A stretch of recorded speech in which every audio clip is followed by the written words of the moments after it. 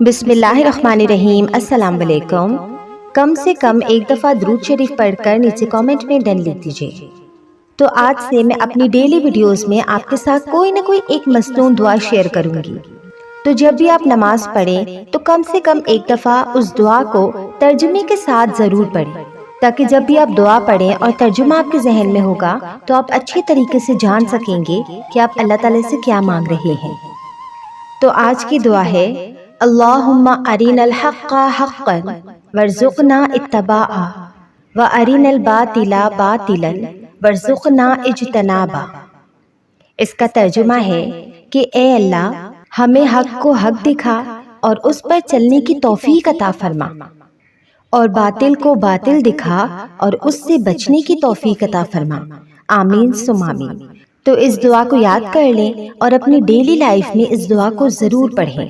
ترجمے کو ذہن میں رکھ کے پڑھیں تاکہ آپ کو پتا ہو کہ آپ اللہ تعالیٰ سے کیا دعا کر رہے ہیں۔ تو انشاءاللہ اللہ تعالیٰ آپ کو نفس کے شر سے بچائے گا، آپ کو برائیوں سے بچائے گا اور نیکی کی طرف آپ کا دل لپکے گا۔ تو چلیے آج کی ویڈیو سٹارٹ کرتے ہیں۔ ہم کہتے ہیں کہ اللہ تو ہم سے 70 ماؤں سے زیادہ پیار کرتا ہے نا، تو وہ ہمیں آزمائش ہی کیوں دیتا ہے؟ ہم کہتے ہیں کہ اللہ تو جانتا ہے کہ ہمیں کس چیز کی خواہش ہے، تو انتظار ہی کیوں کرواتا ہے، بن مانگے کیوں نہیں عطا کرتا؟ ارے ذرا یہ سوچو آپ کہ اگر یہ معمولی سی آزمائش نہیں بھی آتی تو اللہ سے کیسے جڑ پاتے آپ؟ اگر دعا نہیں ہوتی تو اللہ سے ہم کلام کیسے ہو پاتے آپ؟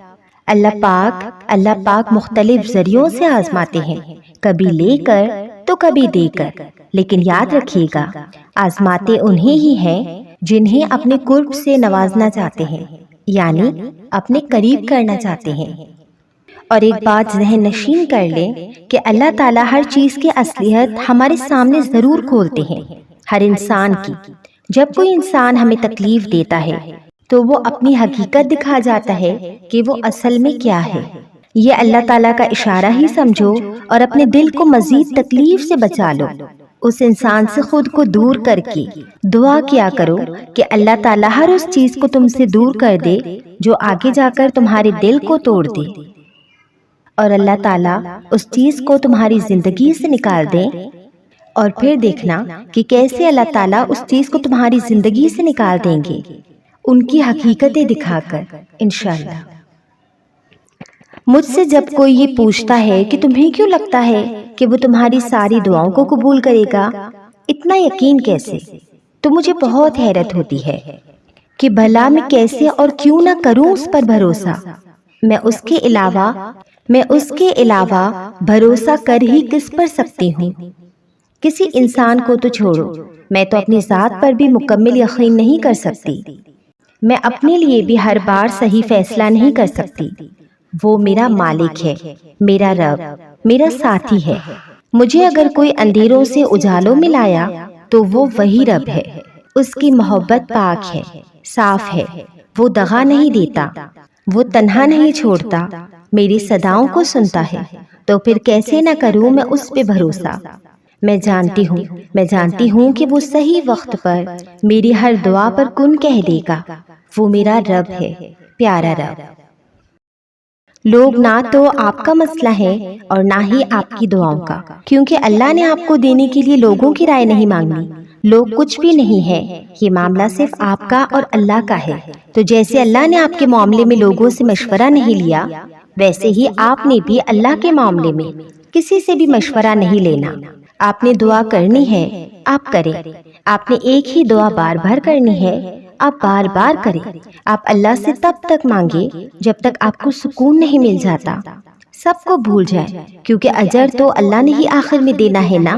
تو یہ نہیں سوچنا کہ لوگ جو مانگنے سے روک رہے ہیں، اگر وہ نہ ملا تو آپ کو شرمندگی اٹھانی پڑے گی۔ اللہ سے مانگنے والے شرمندہ کبھی نہیں ہوتے، کیونکہ اللہ کی طرف سے بیجی گئی ہار میں بھی جیت ہوتی ہے۔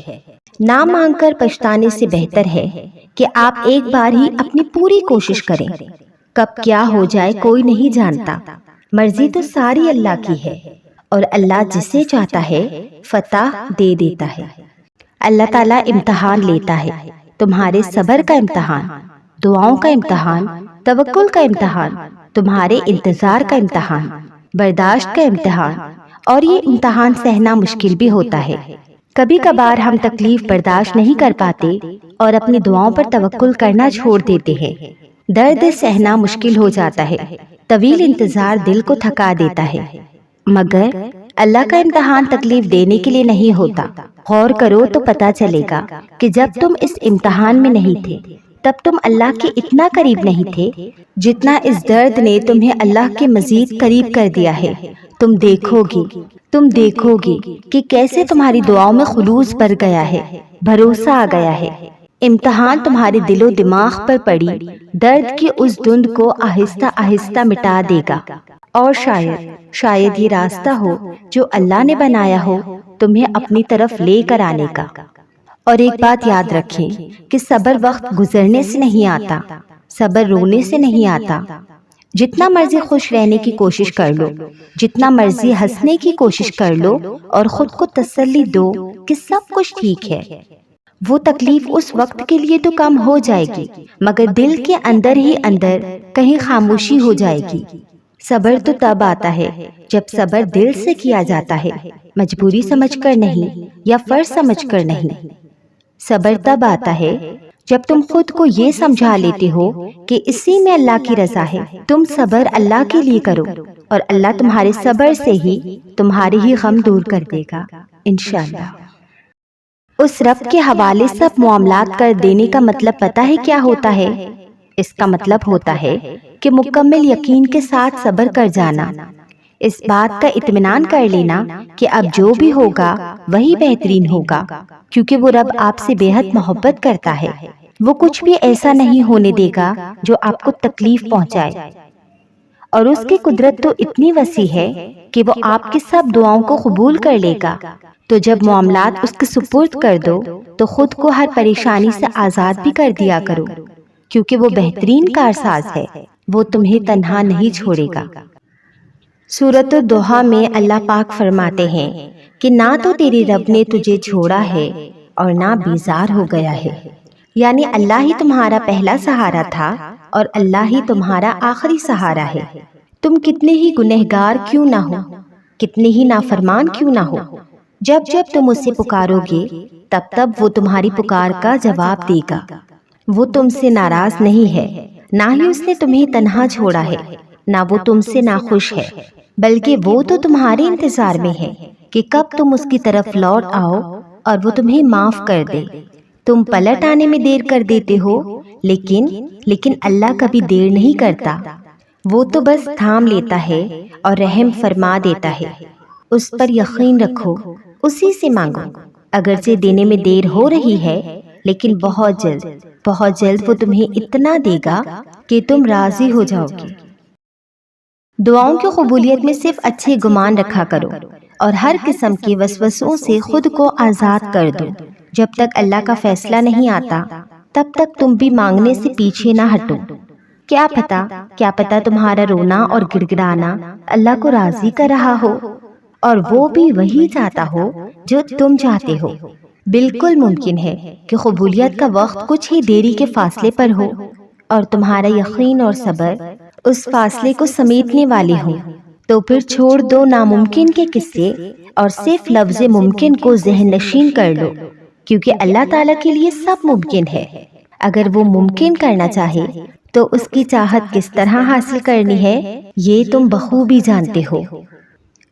اللہ کی طرف سے آزمائش اس کے پیارے بندوں پر ہی آتی ہے، جیسے اللہ کے محبوب محمد صلی اللہ علیہ وسلم پر تبلیغ اسلام کے دوران آئی تھی، جیسے امام حسین رضی اللہ تعالیٰ عنہ پر کربلا میں آئی تھی، جیسے موسیٰ علیہ السلام پر فرعون کی حکومت میں آئی تھی، جیسے یوسف علیہ السلام پر اندھے کنویں میں آئی تھی، جیسے ابراہیم علیہ السلام پر دہکتی ہوئی آگ کی صورت میں آئی تھی، جیسے یونس علیہ السلام پر مچھلی کے پیٹ میں آئی تھی، جیسے یعقوب علیہ السلام پر بیٹے کی جدائی کے طویل عرصے میں آئی تھی، جیسے زکریا علیہ السلام پر اولاد کی صورت میں آئی تھی، جیسے مریم علیہ السلام پر الزامات کی صورت میں آئی تھی، جیسے ہاجرہ علیہ السلام پر صفا مروہ کی پہاڑی پہ آئی تھی، لیکن ان سب نے اپنی آزمائش کے دوران صبر کیا اور پورے یقین سے اللہ سے دعا مانگی تو اللہ نے ان کی دعا قبول فرمائی اور انہیں سرخرو کر دیا۔ ان کے لیے معجزے ہوئے اور انہیں بہترین اجر دیا گیا، کیونکہ وہ توکل کرنے والے، اللہ کو اپنا مددگار رکھنے والے پرہیزگار تھے۔ دعا اس چیز کو بھی تم تک کھینچ لاتی ہے جو تمہارے نصیب کا حصہ نہیں ہوتی۔ معجزے یقین کے داغے پر ٹکے ہوتے ہیں۔ سکون سے لے کر بے حسی تک کے سارے اختیارات صرف اللہ کے ہیں۔ ایسا نہیں ہے کہ لکھا ہوا نصیب بدل نہیں سکتا، ایسا نہیں ہے کہ جو چھن گیا ہے وہ اب واپس نہیں مل سکتا۔